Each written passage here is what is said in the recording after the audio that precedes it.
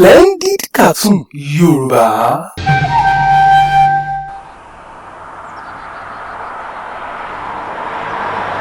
Mo kí ẹ̀yin bàbá mi, ẹ̀yin màmá mi, ẹ kú dédé àsìkò yìí.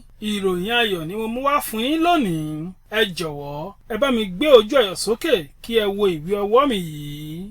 Àkọlé rẹ̀ ni bí o ṣe lè di olówó láàrin ká dijú kàlà.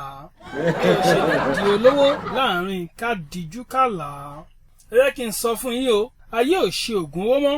Ọgbọ́n, ìmọ̀ àti òye ni wọ́n ń lò. Ṣé ẹ rí? Ọgbọ́n, ìmọ̀ àti òye tí ẹ nílò láti di olówó ó wà nínú ìwé ọwọ́ mi yìí. Kò sí ẹni tí ó ka ìwé yìí tí kò di olówó. Davido tó kọ ẹ má dá mi dúró, èmi ọmọ bàbá olówó. Ìwé yìí ni bàbá rẹ̀ kà tí ó fi di olówó. Bẹ́ẹ̀ ni Dangote, bẹ́ẹ̀ ni Ọ̀tẹ́dọ́lá àti bẹ́ẹ̀ bẹ́ẹ̀ lọ. Ṣebí ẹ rí Tẹ́ni Makanaki òun náà kọrin. Ó ní I want to be a billionaire. Billionaire.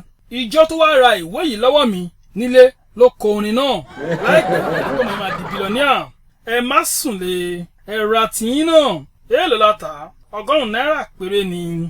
Gbogbo àwọn olówó tí ó wà ní orílẹ̀-èdè yìí, ìwé yìí ni wọ́n ń kà tí wọ́n fi di olówó. Ẹ̀yin náà ẹ ra tìyín kẹyẹ gándáfó kiri mọ́. $100 péré la tà. Ìwé àlùbáríkà ni.